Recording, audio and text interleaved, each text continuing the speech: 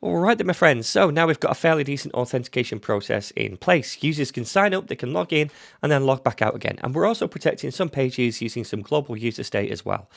So now I would like to move on to another Firebase service that we'll be using, the Firestore database, which is a real-time NoSQL database that's really easy to use and set up. Now, just very quickly, before we start using the database, I want to describe what a NoSQL database is and some of the terminology that Firebase uses so that when I'm talking about these things later on, you know exactly what I mean.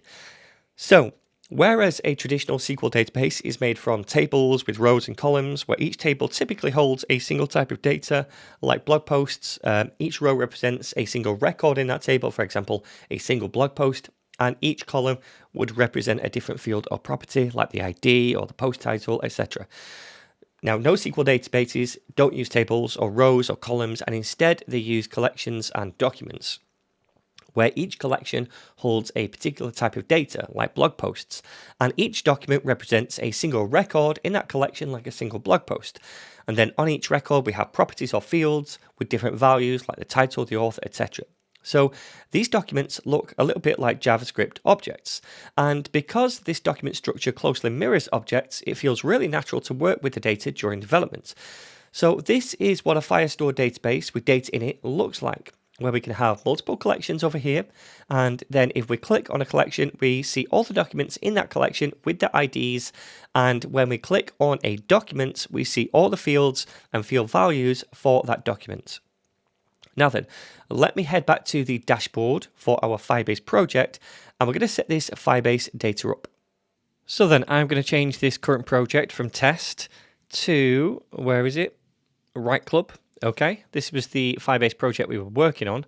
And then from here, we're going to open this panel and we're going to go to databases, and then you want to choose Firestore. Okay, now when you do that, you're going to land on this Firestore page and you want to click on this create database button right here. We want to keep the standard edition, then click next. You can choose a different location if you want to. I'm going to click next though. And then importantly, you want to start the rules in test mode, because if you start in production mode, then you're going to find it hard to interact with the database during development. So we're going to start in test mode, and then we will revisit Firestore rules later on in the course because they are really important. So start in test mode, which gives us 30 days of development to create our application and kind of interact with the database, and then later on we'll secure the database with some more robust rules. So let's create this, and then we have our Firestore database right here. Now we can manually create a collection if we want to by saying start a collection. We give a collection ID or name, and then it's going to ask us to manually create documents for that collection. I'm not going to do that. We're going to do all of this programmatically from our application. Okay, so we've set the Firestore database up, and next we need to initialize the service in our Firebase file, much like we did with the Auth service. To do this then, we'll come down here and we'll say export const, and then I'm going to call this one db for database, and we're going to set that equal to a function which is get Firestore. And when we start typing that, we should see the option to import it from Firebase/Firestore, so let's do that. Then as an argument, just like we did for the Auth service, we pass in the app instance that we created earlier.